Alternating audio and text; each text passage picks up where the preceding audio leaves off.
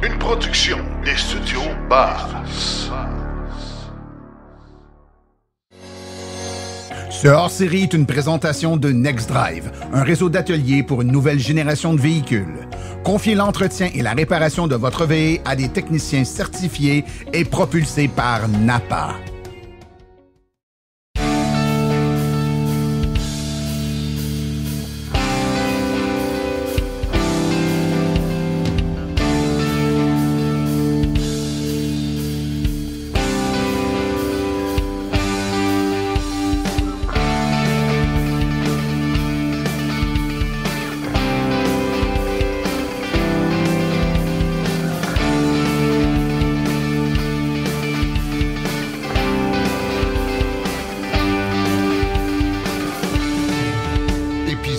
Hors série.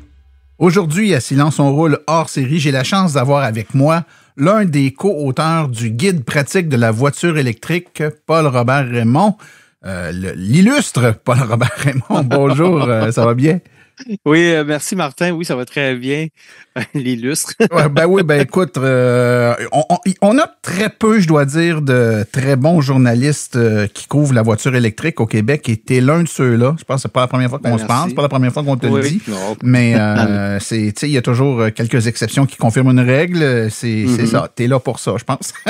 Excellent. Tu joues bien ton En travail. tout cas, c'est un peu, je pourrais pas dire ma mission, mais pratiquement. Là, j'essaie de réduire un peu les mythes. Là. Je suis peut-être pas aussi investi que mon co-auteur principal, Daniel, mais quand même. Tu fais un excellent travail. Je pense que la communauté qui suit de près ou de loin les voitures électriques là, en convient de façon assez unanime que tu fais un travail exceptionnel. Et aujourd'hui, tu es là en tant que co-auteur du guide pratique de la voiture électrique. Un guide qui est sorti, il y a 2 semaines à peu près, là, fin du mois d'avril? Exactement, le 30 avril, donc en vente dans toutes les librairies, probablement aussi les grandes surfaces où on peut acheter des livres, et même dans certaines bibliothèques. En tout cas, j'ai une connexion, un contact privilégié avec quelqu'un aux bibliothèques de la Ville de Québec et elle m'a confirmé que c'était... Le livre est déjà arrivé. Il est arrivé en bibliothèque, fait que ceux qui veulent peuvent consulter seulement. Mais si c'est comme le guide de l'auto, lui, ça a l'air qu'il est sorti tout le temps. Donc, c'est le genre de bouquin qu'on aime bien avoir sa propre copie là, parce qu'on y réfère régulièrement. Écoute, premièrement, peut-être juste nous dire tes co-auteurs, donc il y a d'autres auteurs. Peux-tu nous nommer les autres auteurs qui ont travaillé sur le guide avec toi? On va commencer par le moindre Daniel Breton, qui en fait, c'est son 4e guide, celui-ci. Donc, le dernier est sorti en 2021, auquel j'avais participé, mais à titre pigiste, mettons, et non de co-auteur. Et puis, maintenant, il y a aussi Pierre Langlois, qui est notre scientifique en résidence. Sûrement, vous le connaissez déjà, vulgarisateur scientifique et physicien.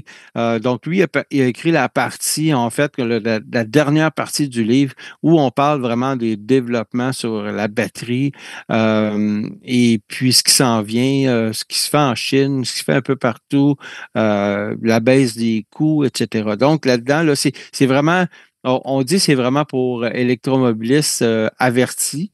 Donc, si vous voulez en savoir plus, ce qui s'en vient, puis peut-être ce qui va vous attendre par rapport au coût des véhicules électriques éventuellement. Là. Donc, ça, c'est la partie qu'il faut lire.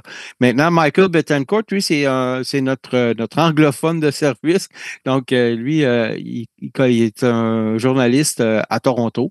Donc, si je ne me trompe pas, Michael est au Toronto Star et au Globe and Mail, notamment. Il y a greencars.com. Et puis, lui, c'est ça, il nous a fait quand même quelques essais. Donc, la partie centrale, 86 essais routiers, j'en ai fait beaucoup là-dedans. Donc, c'est vraiment peut-être ma part du lion vient dans les essais routiers.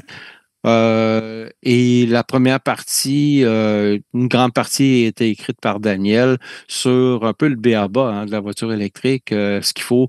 Donc, on s'adresse quand même un peu à tout le monde, là, autant aux néophytes qu'aux gens qui sont déjà avertis ou qui sont en train de magasiner peut-être leur 2e véhicule électrique. On ne sait pas, tu sais. Donc, Donc, il y a une partie, la première partie, donc c'est la partie écrite par Daniel Breton qui est plus Essentiellement. les grandes lignes de la voiture électrique. Il y a quelques collaborations. Moi, j'ai fait, par exemple, j'ai fait un truc sur les courbes de recharge. Donc le titre, c'est les véhicules électriques ne sont pas tous égaux face à la recharge rapide parce que, bon, Ouais. tu sais, une Chevrolet Bolt ne se rechargera pas aussi vite qu'un un Hyundai Ioniq 5, par exemple. Donc, il va y avoir une grosse différence entre les deux. Donc, c'est pour expliquer, ben écoute, va pas perdre ton temps sur une 350 kilowatts avec ta Bolt. Donc, Donc, il y a vraiment, c'est vraiment une section là, au début où oui. on donne les grandes lignes, Oui. le B à bas, ce qu'on doit savoir quand on a une voiture électrique pour bien comprendre les différents termes, les différents concepts qui tournent autour de la voiture électrique, les nuances aussi, hein, parce que souvent, on compare les choses par rapport à des éléments qu'on connaît et je pense à tort, on compare souvent une voiture électrique à une voiture à essence, alors que le comportement est très différent, surtout en ce qui a trait à la recharge, le fait de faire le plein. Moi, je dis souvent aux gens, vous êtes mieux de comparer ça à votre téléphone cellulaire, vous êtes plus proche du comportement. Tu plugues ça la nuit, tu déplugues le matin, tu pars avec. Ça ressemble plus à ton cellulaire qu'à ta voiture à essence. Ben, d'être capable d'avoir les bons référents, là, ça aide à bien comprendre. Et la section, donc, centrale, la section principale, ce sont des essais routiers. Dis-moi, est-ce que c'est format, on est habitué de voir des guides de l'auto, il y a une photo de la voiture, ses caractéristiques, une analyse d'essais qui ont été faites avec des recommandations, pouce en haut, pouce en bas. Ça ressemble-tu à ça? Oui, ça ressemble essentiellement à ça, les plus, les moins. Fiches, il y a comme deux fiches techniques. Une fiche technique, la première un peu plus sur le prix, etc., puis l'autre avec plus des données un petit peu plus techniques quant à l'autonomie, la puissance, etc. Capacité de remorquage, ça, c'est une chose qu'on a beaucoup insisté lorsqu'on a refait nos fiches, c'est d'indiquer, de trouver s'il y a une capacité de remorquage, parce que Dieu sait que même dans la voiture à essence, là, c'est quasiment rendu difficile de trouver un véhicule qui peut remorquer quelque chose sans que tu mettes en péril ta garantie. Donc, dans les véhicules électriques, il commence à en avoir quelques-uns. C'est sûr que les pick-up là, comme les F-150 Lightning de Ford ou bien le Silverado V de Chevrolet ou le GMC Sierra, ils ont des capacités de remorquage assez quand même impressionnantes. Il y en a d'autres qui s'en viennent. Mais il y a quand même quelques VUS qui ont quand même des capacités de remorquage assez impressionnantes. Dis-moi, il y a combien de véhicules ont été analysés là, dans cette section-là des fiches? On en a 86, puis malheureusement, on a quelques émissions à cause du délai qu'on avait avec l'imprimeur, ben pas l'imprimeur, mais l'éditeur pour remettre nos textes et tout ça. Mais on a quand même essayé de couvrir le plus possible de véhicules.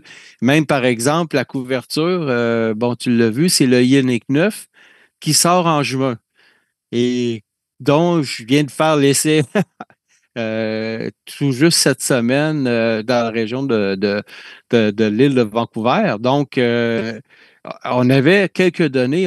J'ai écrit une fiche. On m'a demandé, Daniel, fais-moi une fiche. OK, parfait. J'ai fait une fiche. Je l'ai écrit à la lumière de l'information que vous aviez à l'époque. De Hyundai. Bien sûr. Ça, on comprend ça. Dis-moi, Paul Robert, est-ce que c'est uniquement des véhicules 100% électriques ou vous traitez également les hybrides branchables? Oui, et les hybrides branchables. Cependant, dans cette édition-ci, on a exclu volontairement les hybrides classiques, les mild, les hybrides légers et tout ça. Donc, uniquement, tout ce qui se branche, la seule exception qu'on pourrait dire, c'est la Mirai de Toyota, qui est une voiture électrique, mais à pile à combustible, à hydrogène. Donc, elle fait partie du lot. Mais c'est tout. À part ça, là, on s'en tient vraiment aux véhicules à batterie et rechargeables. OK. Et quand tu parles des véhicules qui s'en viennent, tu as parlé de la Ioniq 9, bon, que vous saviez, on avait déjà de l'information parcellaire qui avait été fournie par le manufacturier, mais il y a quand même des modèles qui ont été annoncés qui devraient arriver plus tard cette année ou au courant de l'année prochaine. Est-ce que vous abordez les véhicules à venir en donnant une idée aux consommateurs, même si vous n'avez pas pu l'essayer, voici ce qui s'en vient? Ben, il y en a quelques-uns, je peux te les nommer vite comme ça. Tu sais, bon, je viens de nommer le Ioniq 9 de Hyundai. Il y a le Porsche Macan, dont je viens de faire l'essai il y a quelques semaines. Ma prochaine capsule kilowattheure est d'ailleurs sur le Macan électrique. Il y a aussi le Mini Countryman Levy. Ben, SE, en fait. Ça aussi, je vais l'avoir l'été prochain. Je vais l'avoir dans le courant du mois de juillet. Donc, on est allé avec quelques informations ici et là qu'on avait. Et puis, c'est certain qu'on peut pas, des fois, on peut pas tout le temps tous les essayer. Et même, je tiens quand même à remercier certaines personnes ou entreprises qui m'ont permis à essayer leurs propres véhicules, qui sont pas des véhicules des constructeurs, les qu'on appelle les véhicules de presse. Là. Donc, si tu me permets, je peux quasiment citer Fils Électrique qui m'a passé quelques de ces camions. On a justement grâce à Fils Électrique, on a le Chevrolet Bright Drop qui a été essayé. On a le Ford que j'avais eu il y a quelques temps, le Transit électrique, et le e-Sprinter aussi de Mercedes. Donc, ça, puis il y a quelques concessionnaires ici et là qui m'en ont passé. Là, donc, ces gens-là, je les remercie. Je vais justement d'ailleurs leur porter des copies à ces gens-là parce que ils m'ont vraiment donné un coup de main parce que, point de vue, des fois, les constructeurs, c'est pas tout le temps égal. Surtout, je reste à Québec aussi. Ça, c'est un autre handicap, là. C'est pas moi qui ai dit que rester à Québec, c'était un handicap. Non, c'est parce que c'est sûr qu'on n'est pas aussi bien servi qu'à Montréal, ou même à Toronto. Toronto, c'est une autre histoire, sûr, là. Évidemment. Mais c'est ça. On a dit tantôt, en fait, il y a deux choses. Tu as parlé un peu de l'analyse que tu as fait des véhicules, puis en entrée d'entrevue, là, j'étais un peu encensé en disant, tu fais un super bon travail avec les véhicules électriques, puis il faut analyser et tester le véhicule électrique avec une approche de véhicule électrique. Est-ce que tu peux nous dire un peu brièvement, quand tu fais un essai routier d'un véhicule électrique, quelles sont les caractéristiques ou quels sont les critères sur lesquels tu portes une attention particulière? Parce que dans l'électrique, ce sont des éléments qui sont importants, qui n'existent pas nécessairement dans le véhicule à essence traditionnel. D'abord, il y a certainement l'autonomie qu'il faut quand même vérifier si elle est bien réelle par rapport à ce que le constructeur veut bien nous dire. Maintenant, je me fais un point d'honneur, j'essaie toujours de faire un test de recharge. Tout le monde essaie de faire une bonne... De plus m'obliger. Avant, je rechargeais tous les jours le véhicule avec ma borne de recharge que j'ai à la maison, puis ça, mais ça donne rien. Le but, c'est dans le fond, regarde, j'ai le véhicule au début de la semaine, il est plein, parfait. Je fais ma semaine ou mes quelques jours, je parcours, puis je me rends à un certain niveau, puis là, je vais faire un test de recharge. J'essaie de me rendre jusqu'à 20% là, pour vraiment que ça vaille la peine, puis qu'on ait une bonne lecture. Puis je l'ai fait là, récemment d'ailleurs encore avec le Macan. J'ai fait même à 2 reprises. J'ai fait un aller-retour à Rivière-du-Loup. J'ai chargé à Rivière-du-Loup. J'ai rechargé à Québec au retour et j'ai eu 2 résultats totalement opposés pour diverses raisons. Aussi, j'ai ramené de Montréal l'autre fois un e-Sprinter de Mercedes et mon défi, c'était OK, je n'arrête pas pour me recharger. J'ai juste arrêté pour faire un petit nap, un petit power nap, comme on dit, parce qu'il était tard le soir. Je revenais du salon du véhicule électrique de Montréal, mais j'ai été capable, je suis arrivé chez moi à 13%, mais j'ai été capable de me rendre. Et même, je dirais, là, depuis que j'ai participé au défi à la virée électrique de CA Québec l'hiver dernier, où on mettait à mort des véhicules électriques. Là, on allait jusqu'au bout de la batterie. Je pense que je suis rendu moins peureux que je l'étais avant. Je me dis, bon, regarde, on y va, puis let's go. Puis...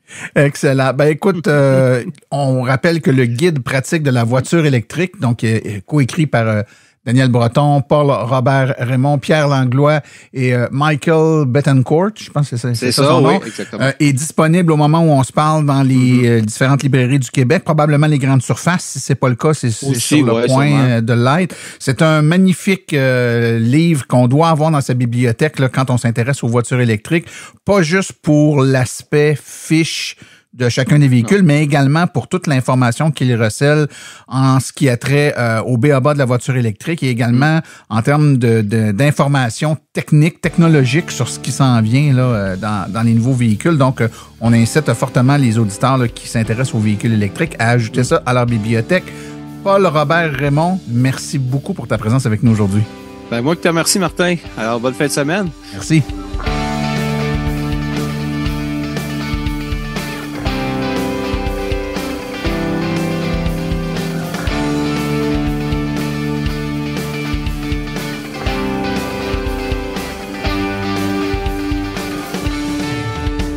épisode hors série.